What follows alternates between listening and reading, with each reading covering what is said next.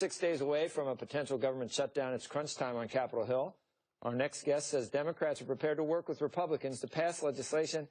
He's optimistic, but not entirely optimistic. Joining us now, House Minority Whip Steny Hoyer. Leader Hoyer, it's great to see you. I haven't seen you in a while. I know, Joe. Good to be with you. It's weird to watch the dynamics of this, Steny, because we remember what happened last time, and you know only too well which party sort of got the short end of the stick last time. And, you know, sooner or later, you know, you keep hitting yourself in the head, you're going to figure that out. You're not going to do it. So I don't really expect them to take it to that extreme again.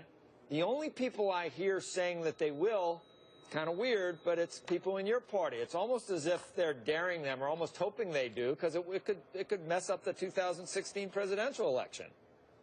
Look, Joe, I don't think there's any doubt, but the Democrats are going to cooperate in keeping the government open if, in fact, we have a reasonable alternative. It won't be an alternative that either party likes in terms of funding. We think the sequester needs to be adjusted and changed, as does Hal Rogers, the Republican chairman of the Appropriations Committee. But clearly, this fight about Planned Parenthood, it was a fight about the Affordable Care Act, about immigration, about the debt limit in years past, where we've taken us to the brink of what I believe will be a common sense conclusion, hopefully, before Wednesday, and that we will keep the government open on October 1st. But I don't know where you're getting the thought that Democrats, assuming, again, that we have a reasonable common sense, which historically is what we've done. Both parties have come to an agreement on a reasonable number to move the government forward for a short period of time, while still negotiating on longer-term funding levels. But I don't think there's any desire on our side to shut down the government. That's not good policy. It's not good for the economy. It's not good for the American self-confidence. Well, I'm not as close to it, obviously, as you are, and I don't know what I'd put the odds at. Maybe I'm wrong, but I would definitely say less than 50-50 that there's going to be a shutdown. We had Roger Altman, and you know Roger, you know, he's going to be back in Hillary, and he said fully expects there's going to be a shutdown. Now, I don't know any Republicans predicting there's going to be a shutdown. There are no Republicans predicting a shutdown. There are a lot of Republicans saying if something doesn't happen that they want to happen, that they're going to vote to shut down the government.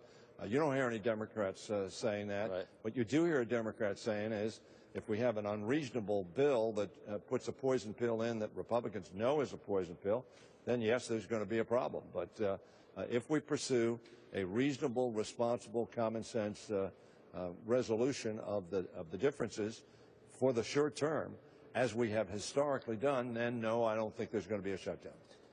Leader, do you think our forefathers did intend to put the purse available to Congress in case one or the other party was trying to do something that was just so anathema to the other party that was a tool that they said you should use? I mean, I can imagine there's certain issues with the Democrats. I can think of a couple where you would think a shutdown would be the last resort, and you'd maybe go for it.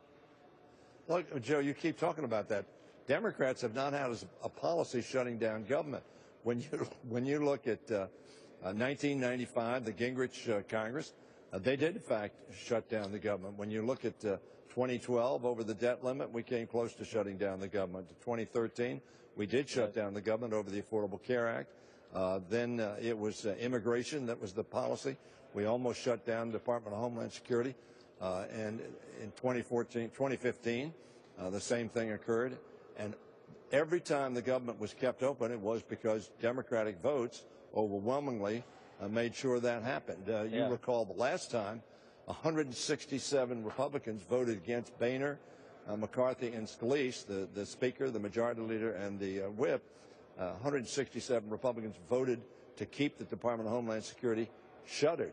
So it's not Democrats ever, in my opinion, who want to shut down government. But that tool is available to, I mean, it seems like they had an idea. The tool is available, and your question, Joe, was, I don't think the Founding Fathers had any thought in their mind that the board of directors of a great country would make a decision to shut itself down over extraneous issues. Important issues, but not extraneous to the funding of government. Yeah, I was wondering what the issue that we're talking about has been a visceral issue that sharply divided a lot of people in the country. I'm not sure. There's no doubt about that. I don't know what the answer is to that. Well, it ought either. to be considered on its own merits, and Republicans are upset because they don't have the votes. But that's, as Gingrich said some years ago, look, the American people elected a Democratic president. They elected a Republican Senate, but many of the senators don't agree with us. In this case, 8 senators voted against. And as you know, they didn't even get a majority for the proposition they're putting forward, 47 to 52. So what the Founding Fathers expected was, at the end of the day, the majority would rule, and we would move forward with compromise. Right. And if we don't compromise, that's not the responsible thing to do. You're friends with the Vice President, aren't you, Steny? Yes, I am. What can you tell us? I think he's a great guy. I think he's been a That's what I was extraordinary. asking. You think he's a good guy? I wasn't asking whether he's going to run for president or anything. I was just asking whether you thought he was a good guy. Well, I think he's a good guy. If you want to leave it at that, we'll leave it at that. I don't want to leave it. That's not what I was asking. But I think he's been a absolutely terrific United States senator. I think he's been probably one of the most involved vice presidents in the history of the United States.